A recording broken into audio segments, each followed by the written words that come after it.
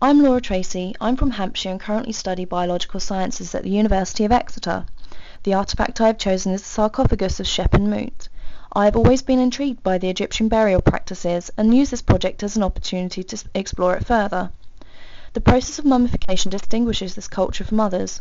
It provided a place for the soul to return by preserving the body, allowing eternal existence. The eyes, nose and mouth were open, allowing them to see, breathe, speak and partake in offerings. Each person was thought of as non-physical elements. Ka, which is the spirit to receive offerings. Ba, which allows the spirit to leave the body to visit places enjoyed when alive and returning at night. And Uk, where the transfigured deceased could move and function through appropriate offerings and knowledge of appropriate spells taken from the Book of the Dead. The deceased were given food, beverages and things that they had during life. The tombs were decorated with offering tables, vessels, jewellery, amulets, animal and human figurines, domestic items, furniture, tools and inscribed materials. Shabtis were small human statuettes which were meant to do the hard work after death instead of the deceased. Canopic jars, which were to represent the sons of Horus, contained various organs. The mummification process involved the removal of moisture.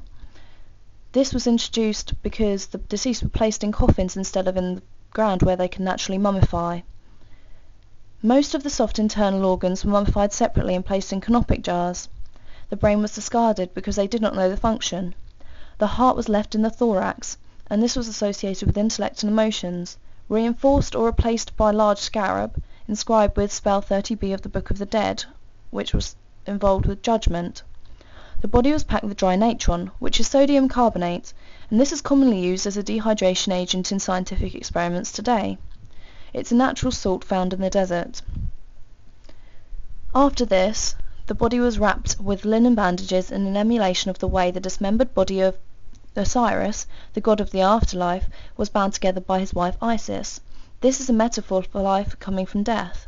Hair could be added, limbs replaced, or artificial eyes could be placed in the sockets. The traditional process took 70 days, and this related to the celestial event involving the Sirius dog star.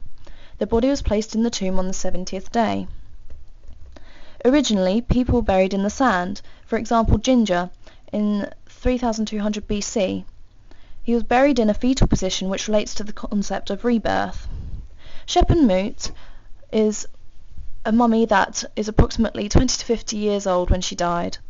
Her head, shoulders, hips and hands are intact, however her toes are missing, which is a common disturbance found in mummified remains. She has teeth and canopic packages in her abdomen and pelvis.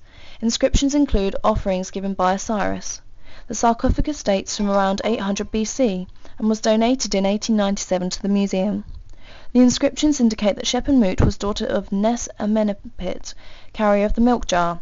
Another sarcophagus was subsequently found with the daughter of en-Mut, a carrier of the milk jar, inscribed, and this is believed to be her sister. So just to sum up, I believe that mummification provides a means for us to observe how the Egyptians lived and how they viewed death. Instead of these people being dead for all eternity, they sort of brought them to life, and I think that makes it more realistic for us to look at. Thank you for listening.